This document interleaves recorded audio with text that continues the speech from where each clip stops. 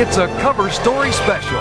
This time, we're after the ultimate super tuner in the land. Speed, drivability, and durability are the standards for this one-of-a-kind event at Michigan International Speedway. So sit down, strap yourself in, and hold on as we go in search of the ultimate street machine at the Super Tuner Challenge.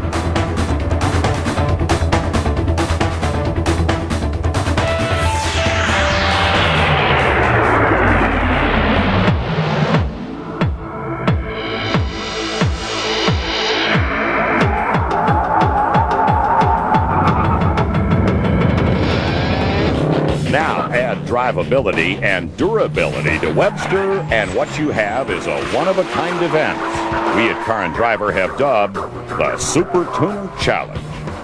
The purpose, to crown the ultimate super tuner in the land. Of course, the builders that'll put their reputation on the line for this coveted title are no strangers to the world of high-performance mastery. From Authority Performance Engineering, it's a 96 Stage 3 911 Turbo.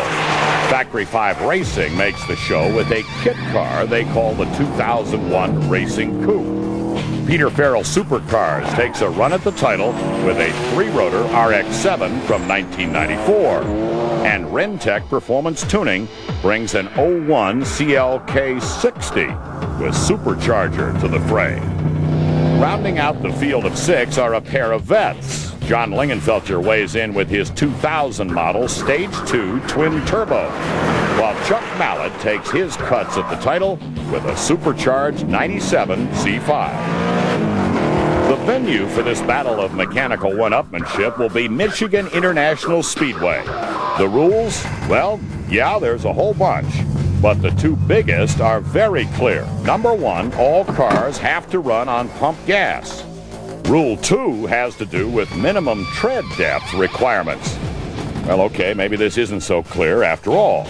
Well, the rules stated 5/32 tread depth, but some guys took advantage of it, and as long as they have one groove of 5/32, there was some tires that you really wouldn't want to run on the street that they end up being legal, so we converted our car over. I race for a living, so I always read the rules very, very well. And it said the tires had to be 5/32, and they had to be DOT. They didn't say how the 5/32 had to be, though.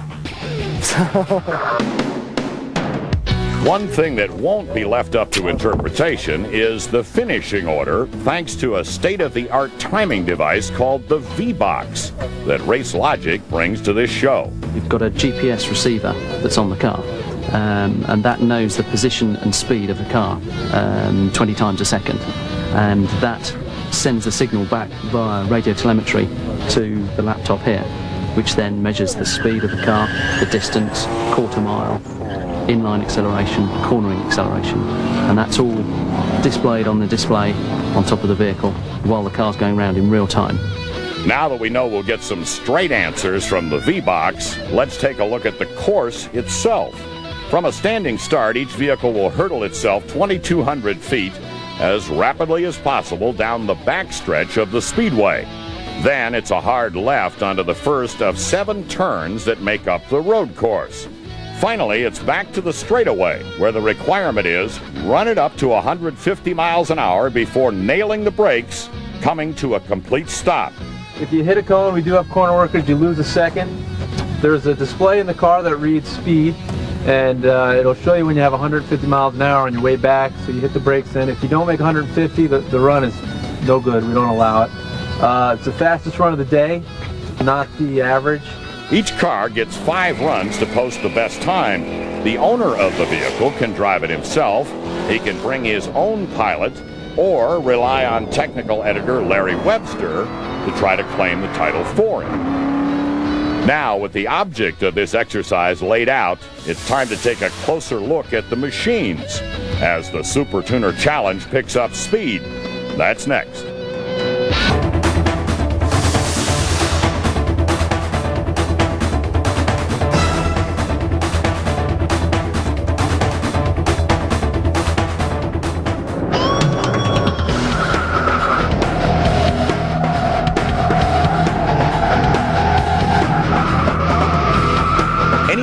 hear the term Super Tuner, you know you're in for something beyond the ordinary and way beyond production. The 6 cars we've assembled at Michigan International Speedway for our challenge are no exception.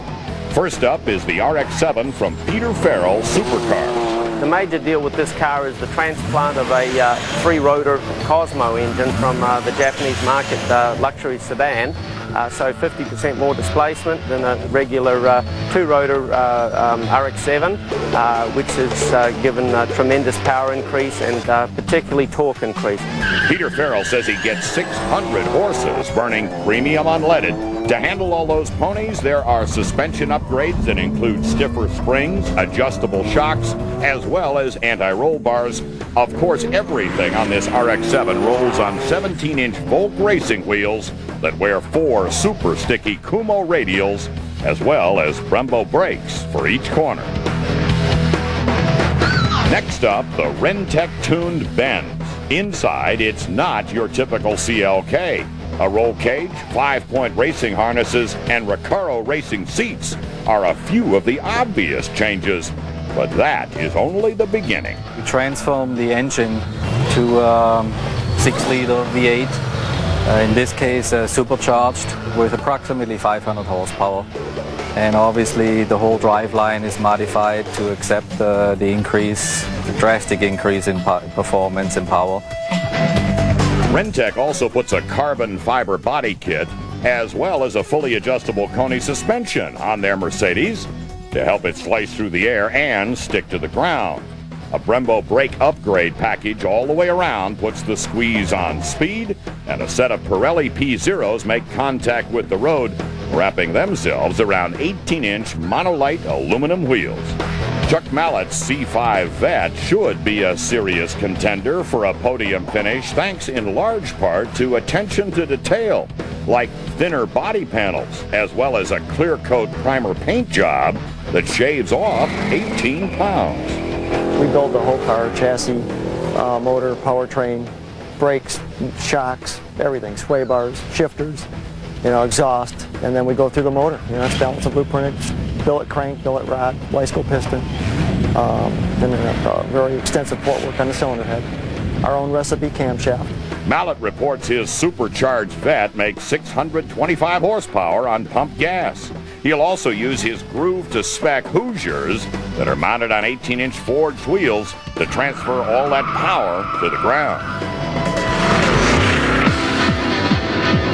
The cool factor on the fiberglass Factory 5 Racing Coupe is undeniable. Remember the Daytona Cobra Coupe that beat the Ferraris in the early 60s? Well, if not, maybe what's under the hood will help you remember. This engine right here is a stroke 351 out to a 395 cubic inch. It's a port fuel injection with 8 individual throttle bodies designed to look like an old Weber carburetor system, still operate with the modern fuel injection. The front brakes are a 94 Mustang Cobra brake. The rear is a Thunderbird Super Coupe disc brake. It's a 13-inch in the front and a 10.5 in the back with a power assist. The wheels are 17-inch pin drive wheels with true knockoffs, and it's a Kumho V700 Victor racer tire. Finally, the interior on this Daytona replica is Spartan but vintage, right down to the gauges and leather seats. Now, Authority's Stage 3 package looks bone stock both inside and out, but one look under the rear hood changes everything. 2 very large intercoolers take up every inch of spare space, and hiding below those are a pair of high-capacity turbos that produce a healthy 626 horsepower. Michelin rubber and 18-inch forged aluminum wheels hide a simple brake pad upgrade that keeps this 911 out of danger. John Lingenfelter's twin-turbo Stage 2 Vet also looks like a production vehicle from the inside and out. But don't misunderstand, he didn't slap Hoosier rubber and forged aluminum wheels on this ride for the cool factor alone. The Stage 2 package has fully ported cylinder heads, forged pistons, billet rods, billet crankshaft, stainless steel valves. Has 2 Garrett twin turbos with intercoolers mounted under the headlights Lingenfelter's streetable creation is good for 650 horses. Remote reservoir shocks, fat anti-roll bars, as well as stiffer springs will help it through the corners in search of the title. And there you have it, 6 race-ready beasts that'll fight it out for the top prize at the Super Tuner Challenge. The battle begins on this Car and Driver special next.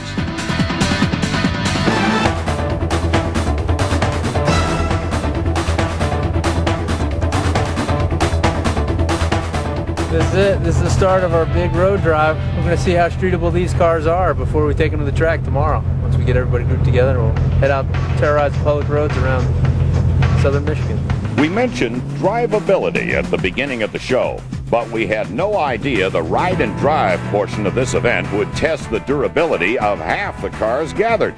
In fact, the Factory 5 car was only about 5 miles into the planned 80-mile route when the wheel literally flew the coop. Apparently what happened is the wheel rotated, the studs sheared them right off. Yeah, sheared the lug nuts off under braking. Yeah. What's the explanation for that, Jim? Not sure. I'll have to take a look at it, take it off, and see what happened. So are you down or temporarily down? I think temporarily. I think we can get a Mustang hub and just put this thing back together. Okay.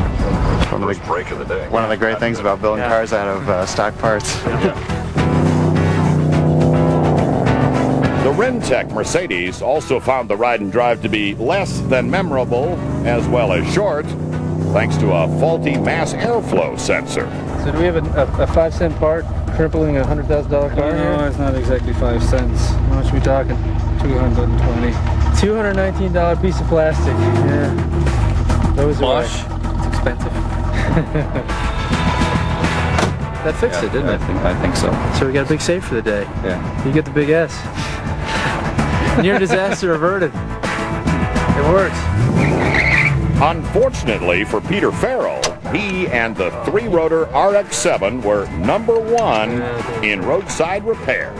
The pop-off valve. Popped off. Popped off, yeah, exactly. Physically popped off. So it's just a little circlip that holds it on into the intake plenum. We're just securing it back on. No problem.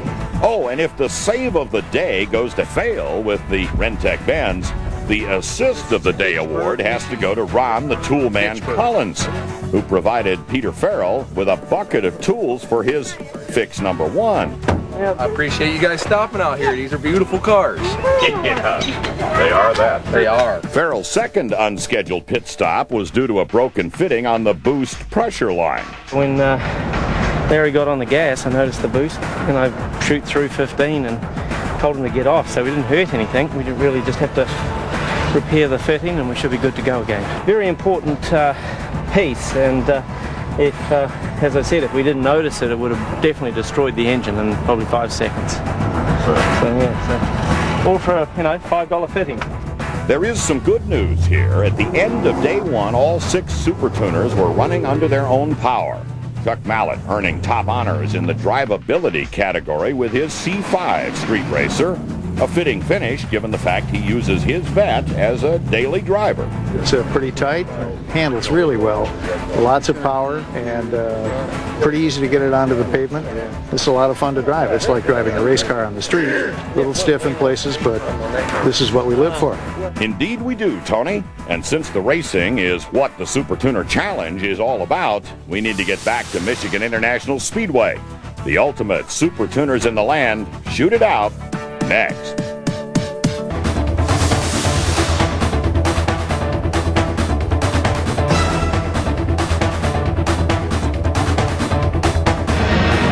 Finally, it's time to put up or shut up in the Super Tuner Challenge. Once again, the course begins with a 2,200-foot straightaway down the backstretch of the speedway. Then it's just under a mile of left and right-handers that make up the road course. After that, it's back to the backstretch where each car runs up to 150 miles per hour before braking to a complete standstill. After a difficult ride and drive, the Rentec Mercedes and hired gun Brian Smith hoped for a better showing in the challenge itself. But on the first run, a faulty wire blew the master fuse, frying the onboard computer, sending any chance of a win up in smoke. Rentec's not running anymore. After the Benz was pushed off the track, only 5 cars were left to battle it out. Our Larry Webster was selected to drive both the Factory 5 Coupe and the Authority 911. Steering the Lingenfelter Stage 2 Twin Turbo is Bob Rink, who happens to be a friend of the owner. Peter Farrell hopes to put the ride and drive disaster out of his mind en route to Victory Lane with his RX-7. And finally, Jim Menaker is the pilot of choice to guide Chuck Mallett's Vet to victory. Now, any racer knows that winning involves more than just mashing the gas. A hot, humid day along with a 15-mile-an-hour headwind made reaching 150 miles an hour on the backstretch the biggest challenge of the event. The Factory 5 Coupe couldn't do it. Webster gamely put it through the paces but came up way short, clocking a mere 120 at the red line for an elapsed time of 99.3. Larry couldn't coax much more out of the twin-turbo 911, sitting down after 5 runs with a top speed of 130, 96.8 seconds overall. The Mallett Corvette probably could have found 150, but only 7 cylinders answered the call on race day. Sick motor aside, the C5 did complete 3 official runs. Yeah, it's really too bad because the car stopped on a dime and the handling side of it, we got that all covered. Miniker and the Mallet machine did manage to exceed 140 with a 99.3 ET, but that wouldn't be near enough. Now it's down to Farrell in the RX-7 and Rink in the Lingenfelter Vet going for the title. Both exceeded 140 through 4 runs, but the gauntlet had been laid down at 150. Farrell's final attempt was flat out, driving himself and the car to the ragged edge. But it was shades of the ride and drive all over again. This time, a water hose let go at the finish line, ending his day, along with any hopes of taking the championship. So long as it does it after the finish line, then it's just work. It's a perfect race car that breaks after the finish. Yep. The runner-up run was clocked in excess of 140 miles an hour, 93.4 seconds overall. You haven't achieved 150, but you've got the best 140 time. So you are the winner as we stand right here. And if you hit 150, then that's another feather in your cap, basically, as the only car was able to do it on this short track and difficult day. And so if you want to go for that, go for it. If you don't, you retire as the winner now. That's up to you guys. This is like Who Wants to Be a Millionaire, and we're going to go for it. Yeah. Okay. With nothing to lose, Bob Rink dropped the hammer and launched himself down the straightaway. Then he aggressively navigated the left and right-handers before returning back to the ultimate challenge, reaching that elusive 150-mile-per-hour barrier on the backstretch. 151.5. Yeah! The reaction clearly settles it, blasting through the 150 mark with an elapsed time of 96.9 seconds, makes the John Lingenfelter Stage 2 Vet the ultimate super tuner for 2001. Really, the secret to the car is to knowing the power curve. I mean, Lingenfelter does a great job with the horsepower. There's no question about that. And what you need to do is get on the throttle anticipating the boost. You shove it in pretty hard on the brakes. The brakes have worked great today. And the power just carries you out of the corner. You make sure you're on line, and it hooks and cooks. Of course, everybody in the country wants to know how come he's driving your car. How do you get there? He's the best driver. He's one of my buddies, been our friend for forever.